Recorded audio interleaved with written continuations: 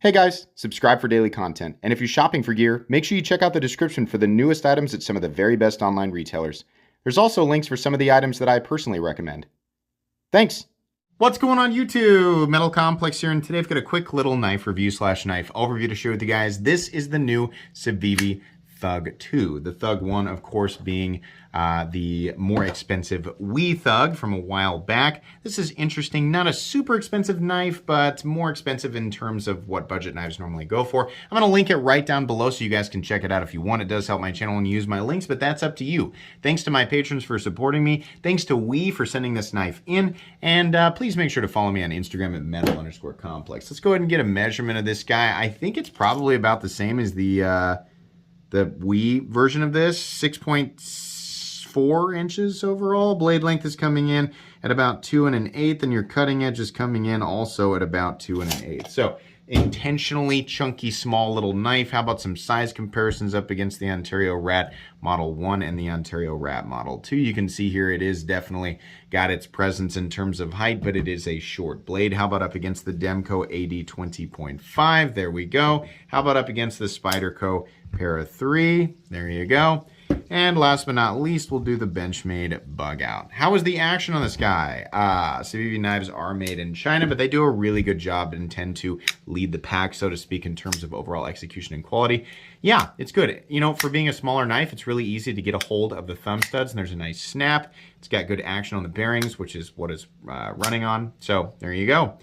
Easy access to the liner lock as well. The show side scale is cut ever so slightly lower, I believe, than the liner. So that's great. How about carry profile, length, and height up against the PM2 and Para 3? You can see here this guy is definitely short. It's taller than you might expect, not quite as tall as either the PM2 or Para 3.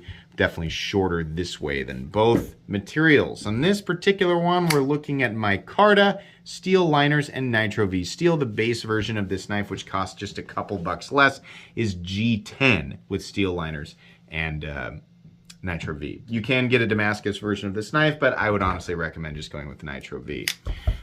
Weight on the the Civivi Thug 2 is coming in at 3.39 ounces, which definitely puts it over the ounce and inch mark, but still not that heavy of an object. Balance is going to be right there in the middle of that area where you put your index finger. So it really doesn't feel like a problem to carry, but if you've been carrying like a Bug Out Mini or you have wax paper pants, then maybe not this guy. Let's go ahead and take a look at the inside of this. I believe the liners are skeletonized, and yes, they are. So that's nice. If they hadn't done that, it would have weighed even more. Let's go ahead and measure blade stock thickness. Whoopsie. There we go. So happy to have new batteries back in this. Blade stock thickness coming in at 114 thousandths there, so definitely thin. That's what we would expect from a knife of this size. Let's go and do a hardware check. I'll get out my tools. My tools are very inexpensive and very recommendable. You can find them right down in the section of my description that talks about the tools I use on this channel. Pivot is coming in as T8, and same with the body screws. The pocket clip screws are going to be T6. No big deal, though. This is simple construction and minimal hardware.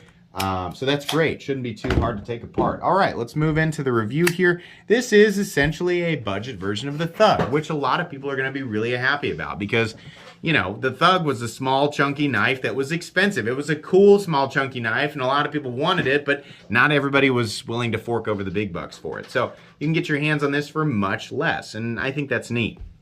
It'll feel a little bit on the thick side. I kind of think that's one of the nicer novelties of it. Like, could it have been thinner? Sure, but I kind of like that it is. The blade stock's not thick. It's just the combination of the scales and the liners. Overall aesthetic, good. It's just a little chunky compound tanto, which is really the coolest part of it. I mean, let's be real. Nobody's buying this for the handle. It's easy to hang on to in terms of knives that are 3-finger grip positions, which I don't really like. But if they're going to do it, right, I like the short, stubby novelty kind of, I don't want to say novelty. I shouldn't say that. It's just more like, you know, there are lots of other knives that will do exactly what this knife does and better, but the reason to buy this one is for its aesthetic, meaning non-functional or non-utilitarian elements. It still can cut and do day-to-day stuff. In fact, everything that you would reasonably use this knife for, it's going to get it done. But, you know, the people who pick this up are going to buy it because it looks like a chunky, tiny little angry rhinoceros, right? I mean, there's nothing wrong with that. Reasonable ergonomics for a 3-finger grip. The blade is compound, so you have hollow here on the primary grind. And then out towards the tip, it is a flat ground blade. Plenty of strength with the flat down the middle, even though it is not very thick in terms of the blade stock thickness. Nice swedge here, nice tip. Nitro V, I think, is a great steel, and it is perfectly welcome at this price point. I mean, you'll see Nitro V on knives that cost well over $1,000. It's just one of those steels that people accept in various price ranges.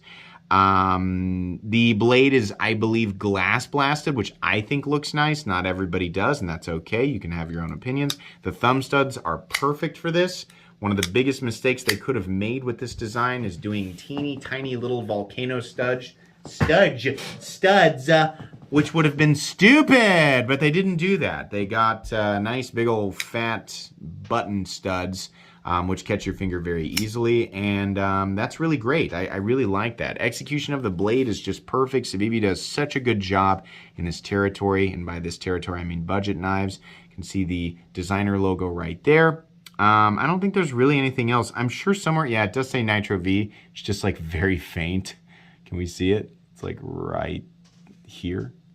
There we go. Anyways, not really that big of a deal. Scales are pretty plain, nothing crazy going on here. You do have a mounting position for left-handed carry, and honestly, this knife is almost as easy to manipulate left-handed as it is right-handed. So lefties, don't be afraid of right-handed liner locks like this. We have a very simple backspacer with a lanyard bar. That's how it should be. I appreciate that. We have a pocket clip that is not the same goose face dragon bill pocket clip that I always complain about. It is very similar, but it's a little bit shorter. No unnecessary speed holes. And is it my imagination, or have they knocked the bill down just a little bit? I like this a little bit better. You're still going to feel it, especially considering, you know, even with this being slightly shorter, I think, than the standard clip from Civivi I always complain about, which really isn't that bad. I just like to zero in on it, right? It's still a really short handle profile, so it still ends up right in the middle of it. On this knife, it could have been shorter, but it's okay. This is a step in the right direction as far as pocket clips go. I like this. I don't have a problem with it. Really, I just wish that they would stop insisting on that little bill right at the end. Like, just let it stop right here, right? There is a ramp, though. Plenty of retention. Should be fairly easy to get it in and out of your pocket with one hand. We have a stop pin that is located in its traditional position. No shouldering. That's okay. It doesn't need it. Runs on bearings. No pivot lash. Nice, smooth, consistent action, right? D10, as you can see there, click. We are locking up at 25% or so. No pivot lash. I'm sorry, no detent lash. And the blade tip appears to be perfectly centered to me. So this knife comes in, if you get it in G10, I think it's $72.99. In micarta, it's $75. In Damascus, it's more, but who cares? I mean, if you really want Damascus, then go for it. But the Nitro V is going to perform all the way around, probably a little bit better. Yeah, the price is okay. I really would have liked to see it. I mean, like, honestly, I just reviewed an Artisan Cutlery that was powder formed AR RPM 9, had a titanium milled clip, a titanium backspacer, right? It had recessed liners and all this stuff, and it came in at $69. So it kind of makes the Thug and other Civivi knives look like, you know, maybe you're just paying a little bit more for the fact that it's got a Civivi stamp on it, which is kind of funny, right? This is okay. I'm not mad at it. It's still a budget knife, and it's cool, right? There are a million other knives that I think are a little bit more convenient to use, a little bit more conveniently shaped. This one's kind of a, like I said, it's kind of a chunky little rhinoceros knife, but it's cool, you know? And if you want to pick it up because you like how the Civivi Thug looked, you just didn't want to spend that much money on it, then pick this up. You're going to be happy with it. I think this knife, you know, probably should have been priced a little bit less, probably no more than about $60, but I mean, you know, $12 more, I can't really get that upset about it. This is a good, you know, it's not a knife that I'm going to say every single person should be running out and buying. It's not something I'm like, oh my gosh, I've never seen anything like this before. No, but it is definitely a cheap knife that I like. When I say cheap, I mean budget knife, and on this channel, anything that's under $75 is a budget knife. So it will be going in that playlist. If you pick this up, I think you'll be happy with it. If you don't like how this looks, you don't like small chunky knives, you don't like small knives in general, or you just don't like the Civivi Thug, then don't pick this up, obviously. But for people who do want to check it out, yeah, I think you'll like it. I'm going to link it right down below so you guys can do that if you want to. That's really all I have to say about this thing. This was short and sweet, and I kind of like it that way. So let me know. If you like these more simple knives, you want me to keep doing these more simple reviews, let me know down in the comments. That's going to be pretty much it today. Please make sure to follow me on Instagram at metal_complex. If you enjoyed this video, leave a like. If you'd like to check out my other content, I do, of course, have lots of videos of knives that are either expensive or inexpensive that I do or don't like, so check those out. And if you enjoy all my content, go ahead and click on that Metal Complex logo right there and subscribe, because there's definitely more coming. Thanks again for watching, everybody, and have a great day.